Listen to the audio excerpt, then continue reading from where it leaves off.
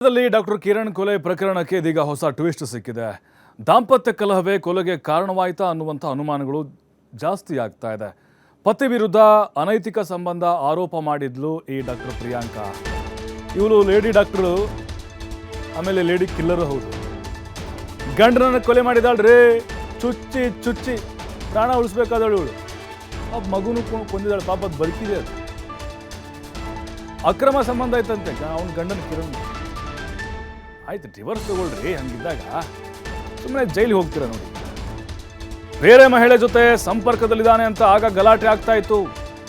ಇದೇ ವಿಚಾರವಾಗಿ ಈ ಹಿಂದೆ ಕಿರಣ್ ಮೇಲೆ ಹಲ್ಲೆ ನಡೆದಿದೆ ಅನ್ನುವಂಥ ಮಾಹಿತಿ ಇದೆ. ಎರಡೂ ಕುಟುಂಬದವರು ಮಧ್ಯಪ್ರವೇಶಿಸಿ ರಾಜಿ ಮಾಡ್ತಿದ್ರು. ಆದರೆ ಈಗ ಜಗಳ ಮಿತಿ ಮೀರಿ ಕೊಲೆ ನಡೆದಿರುವಂಥ ಶಂಕೆ ಇದೆ. ಸದ್ಯ ಡಾಕ್ಟರ್ ಕಿರಣ್ನ ಮರಣೋತ್ತರ ಪರೀಕ್ಷೆ ಮುಕ್ತಾಯ ಆಗಿದೆ. ಮೃತದೇಹವನ್ನು ಕುಟುಂಬಸ್ಥರಿಗೆ ಹಸ್ತಾಂತರ ಮಾಡಿದ್ದಾರೆ ವೈದ್ಯರು. ಧಾರವಾಡದ ಜಿಲ್ಲಾಸ್ಪತ್ರೆಯಲ್ಲಿ ಪೋಸ್ಟ್ ಮಾರ್ಟಮ್ ನಡೆದಿದೆ. ಆ ಡೆಡ್ ಬಾಡಿಯನ್ನು ಕೂಡ ಹಸ್ತಾಂತರ ಮಾಡಿದ್ದಾರೆ ನೋಡಿ. ಆಗ ಗಲಾಟೆ ಆಗ್ತಾ ಇತ್ತು. ಗಲಾಟೆ ಮತ್ತು ವಿಕೋಪಕ್ಕೆ ಹೋಗಿದೆ. ವಿಕೋಪಕ್ಕೆ ಹೋಗಿ ಚುಚ್ಚೇ ಬಿಟ್ಟಿದ್ದಾಳೆ ಡಾಕ್ಟ್ರಮ್ಮ. ಆ ಗಂಡನಿಗೆ ಅಕ್ರಮ ಸಂಬಂಧ ಇದೆ, ಬೇರೆ ಹೆಣ್ಣನ ಸವಾಸ ಇದೆ ಅಂತೇಳಿ ರೊಚ್ಚಿಗೆದ್ದು ಆಕೆ ಅಷ್ಟು ಭೀಕರವಾಗಿ ಕೊಲೆ ಮಾಡಿದ್ದಾಳೆ. ಆ ಮಗನನ್ನು ಕೂಡ ಕೊಲೆ ಮಾಡುವಂಥ ಪ್ರಯತ್ನ, ಕೊಲೆ ಮಾಡಿದ್ಲು, ಬಟ್ ಸತ್ತರಂತ ಭಾವಿಸಿದ್ಲು. ಆದರೆ ಬದುಕಿದೆ ಅದು ನೋಡಿ. ಆಕೆನೂ ಕೂಡ ಆತ್ಮಹತ್ಯೆ ಮಾಡಿಕೊಳ್ಳುವಂಥ ಪ್ರಯತ್ನ ಮಾಡಿದ್ದಾಳೆ, ಬದುಕಿದ್ದಾಳೆ. ಯಾವುದಾದ್ರು ಇಂಜೆಕ್ಷನ್ ಹಾಕ್ಕೊಂಡಿದ್ಲು ಅಂತವಳು. ಡಾಕ್ಟರ್ ಅಲ್ವಾ, ಗೊತ್ತಿರುತ್ತೆ ಅವ್ರಿಗೆಲ್ಲ. ಅದಾದ ಮೇಲೆ ಕುಟುಂಬಸ್ಥರಿಗೆ ಮಾಹಿತಿ ಕೊಟ್ಟಿದ್ದು. ಧಾರವಾಡದಲ್ಲಿ ವೈದ್ಯ ಕಿರಣ್ ಕೊಲೆ ಪ್ರಕರಣ. ಕಿರಣ್ ಮಗ ನಿಹಿತ್ಗೆ ಚಿಕಿತ್ಸೆ ಮುಂದುವರೆದಿದೆ. ಧಾರವಾಡದ ಖಾಸಗಿ ಆಸ್ಪತ್ರೆಯಲ್ಲಿ ಟ್ರೀಟ್ಮೆಂಟ್ ನಡೀತಾ ಇದೆ. ಸದ್ಯ ಮಗುವಿನ ಆರೋಗ್ಯದಲ್ಲಿ ಸುಧಾರಣೆ ಆಗಿದೆ. ನಿನ್ನೆ ಪ್ರಜ್ಞಾಹೀನ ಸ್ಥಿತಿಯಲ್ಲಿ ಬಾಲಕ ಇದ್ದ.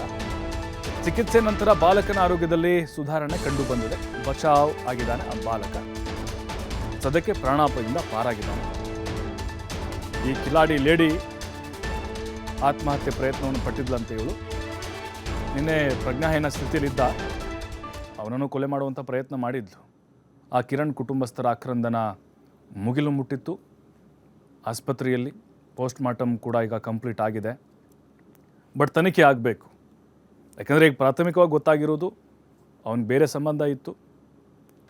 ಇವಳಿಗೆ ಅದನ್ನ ಸಹಿಸ್ಕೊಳ್ಳೋಕ್ಕಾಗ್ತಿರ್ಲಿಲ್ಲ. ಜಗಳ ಮಾಡಿದ್ಲು. ನಿನ್ನ ವಿಕೋಪಕ್ಕೆ ಹೋಗಿ ಸಾಯಿಸಿದಾಳೆ.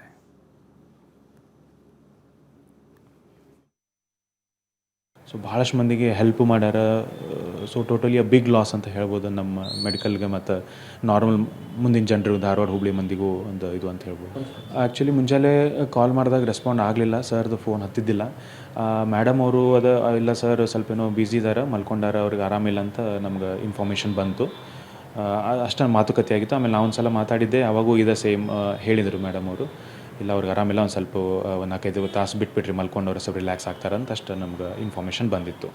ಹೆಂಗಿದ್ದಾರೆ ಅಂತ ನೋಡ್ಕೊಂಬರ್ರಿ ಅಂತ ಅದಕ್ಕೆ ನಾವು ಸ್ಟಾಫ್ ಹೋಗಿದ್ದು. ಅವಾಗೂ ಮೇಡಮ್ ಏನೋ ಅಷ್ಟು ಮಾತಾಡಿ ಇಲ್ಲ ಅವ್ರು ಮಲ್ಕೊಂಡಾರ, ಸೇಮ್ ಅದ ವರ್ಷನ್ ಹೇಳಿ ಅವರು ಕಳಿಸಿದ್ರು. ಒಟ್ಟು ಅವರು ಕಣ್ಣಿನ ಡಾಕ್ಟರ್ ಇದ್ದರು, ಬಟ್ ಅದು ಎಲ್ಲೂ ಪ್ರಾಕ್ಟೀಸ್ ಮಾಡ್ತಿದ್ದಿಲ್ಲ. ಮಗನ ನೋಡಿಕೊಂಡು ಮಗನ ನೋಡ್ಕೊಂಡು ಇದ್ರು ಅಂತ ನಮ್ಗೆ ಹೇಳ್ತಿದ್ರು ಸರ್. ಏನು ಅಷ್ಟು ಒಳಗಿಂದ ಇಂಟರ್ನಲ್ ಅಂತೂ ಮೇಜರ್ ಆಗಂತೂ ಏನು ಅವರು ಏನು ಹೇಳಿದ್ದಿಲ್ಲ ನಮ್ಮ ಮುಂದೆ. ಮಾಹಿತಿ ನಮ್ಮ ಪ್ರತಿನಿಧಿ ಉಮೇಶ್ ನೀಡ್ತಾರೆ ನೇರ ಸಂಪರ್ಕದಲ್ಲಿ.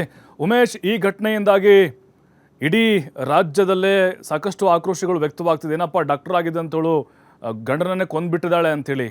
ಯಾವ ಥರ ಈಕೆ ಪ್ಲಾನ್ ಮಾಡಿದ್ಲು, ಅದರ ಜೊತೆಗೆ ಕೊಲೆ ಮಾಡುವಂಥ ಉದ್ದೇಶದಿಂದಲೇ ಈಗಾಗಿರುವಂಥ ಘಟನೆನ ಏನೆಲ್ಲ ಗೊತ್ತಾಗ್ತಿದೆ ತನಿಖೆಯಲ್ಲಿ? ಎಸ್ ಪ್ರಭು, ಏನು ಧಾರವಾಡದ ಬಾರಾಕೊಟ್ರಿಯ ರಂಕಾ ಅಪಾರ್ಟ್ಮೆಂಟ್ ನಲ್ಲಿ ಈ ಪ್ರಕಾರ ಒಂದು ನಡೆದಿದ್ದು. ಏನು ವೈದ್ಯರ ವೈದ್ಯ ಕೂಡ ಪತಿಯನ್ನು ಕೂಡ ಕೊಲೆ ಮಾಡಿ ತನ್ನ ಮಗುವಿಗೆ ಕೂಡ ಚಾಕು ಇರಿತವನ್ನು ಮಾಡಿದ್ದು. ಹೀಗಾಗಿ ಸಾಕಷ್ಟು ಧಾರವಾಡದಲ್ಲಿ ಚರ್ಚೆ ಕಾರಣ. ಪ್ರಮುಖವಾಗಿ ಹಿಂದೆ ಕೂಡ ಈ ಚಾಕು ಘಟನೆ ಕೂಡ ಪತ್ನಿ ಮೇಲೆ ದಾಳಿ ಮಾಡಿದಂತ ಸಂದರ್ಭ ಮಾಡಿದ್ದು ಬೆಳಕಿಗೆ ಬಂದಿದೆ. ಆದ್ರೆ ಇಷ್ಟೊಂದು ಗಾಯ ಆಗಿರಲಿಲ್ಲ ಉದ್ದೇಶದಿಂದ ಯಾವುದೇ ರೀತಿ ಕಂಪ್ಲೇಂಟ್ ಆಗಲಿ ಚಿಕಿತ್ಸೆ ಆಗಲಿ ಮಾಡಿರಲ್ಲ. ಆದ್ರೆ ಈ ಸರಿ ಯಾವ ರೀತಿ ಪ್ಲಾನ್ ಮಾಡಿದಂದ್ರೆ, ಪತಿ ಮೇಲೆ ಏನೋ ಸಂಶಯಾಸ್ಪದವಾಗಿ ಪತಿ ಇನ್ನೊಬ್ಬ ಜೊತೆ ಸಂಪರ್ಕ ಹೊಂದಿದ್ದಾನೆ ಅನ್ನೋ ಆರೋಪ ಕೂಡ ಮೃತ ಕಿರಣ್ ಅವರ ಸಂಬಂಧಿಕರು ಕೂಡ ಆರೋಪ ಮಾಡಿದ್ದು. ಈಗಾಗಲೇ ಅವರ ಬಗ್ಗೆ ಪೊಲೀಸರು ಸಾಕಷ್ಟು ತನಿಖೆಯನ್ನು ಮಾಡಿದ್ದಾರೆ. ಇನ್ನು ಗಾಯಗೊಂಡಿರುವಂತ ನಿಯತ ಅನ್ನೋ 9 ವರ್ಷದ ಬಾಲಕ ಒಂದು ಖಾಸಗಿ ಆಸ್ಪತ್ರೆಯಲ್ಲಿ ಚಿಕಿತ್ಸೆಯನ್ನು ಪಡೆಯುತ್ತಿದ್ದು, ಅದ್ರ ಜೊತೆಗೆ ಇವಳು ಯಾವುದೇ ಗುಳಿಗೆ ಅಥವಾ ಇನ್ನಿತರ ಇಂಜೆಕ್ಷನ್ ಮೂಲಕ ತೆಗೆದುಕೊಂಡೂರಿಂದ ಅವಳ ತನಿಖೆ ಮಾಡುವ ಸಂದರ್ಭದಲ್ಲಿ ಯಾವುದೇ ರೀತಿ ಮೋಚ ಹೋಗುದು ಈ ತರ ಸಂದರ್ಭದಲ್ಲಿ ಅವಳನ್ನು ಕಿಮ್ಸ್ ಆಸ್ಪತ್ರೆಗೆ ಹುಬ್ಳಿ ಕಿಮ್ಸ್ ರವಾನಿಸಲಾಗಿದೆ. ಹೀಗಾಗಿ ಈಗ ತನಿಖೆಯನ್ನು ಆಕಿ ಗುಣಮುಖ ಆದ ನಂತರ ಕೂಡ ತನಿಖೆ ಮಾಡ್ಬೇಕಂತ ಪೊಲೀಸ್ ಕಮಿಷನರ್ ಹೇಳ್ತಾ ಇರೋದು. ಈಗ ಪೊಲೀಸ್ ಕಮಿಷನರ್ ಹೇಳೋ ಪ್ರಕಾರ ಅವರ ಮೃತ ಡಾಕ್ಟರ್ ಕಿರಣ್ ಅವರ ಸಂಬಂಧಿಕರು ಕೂಡ ಇವಳ ಮಾಡಿಸಿದ್ದಾಳೆ, ಹಿಂದೆ ಕೂಡ ಇವರ ದಾಳಿ ಮಾಡಿದ್ಲು, ಈಗೂ ಕೂಡ ಇವಳ ಮಾಡಿದ್ದಾಳೆ ಅಂತ ಕಮಿಷನರ್ ಮುಖಾಂತರ ಹೇಳಿದಾಗ, ಕಮಿಷನರ್ ನಮ್ಮ ಟಿವಿ5 ಮುಖಾಂತರ ಹೇಳಿದಾಗ ಸುಮಾರು 10ಕ್ಕೂ ಹೆಚ್ಚು ಸಲ ಏನು ಕುತ್ತಿಗೆ ಮುಖಾಂತರ ಡಾಕ್ಟರ್ ಕಿರಣ್ ಚಾಕು ಮೂಲಕ ಹಿರಿದು ಮಾಡಿದ್ದಾರೆ. ಇನ್ನು ಸಣ್ಣ ಮಗು 9 ವರ್ಷದ ಬಾಲಕ ಮಗು ಕೂಡ ಕೂಡ ಅವನಿಗೆ 3 ಸಾರಿ ಚಾಕು ಇರಿದ್ದಾರೆ.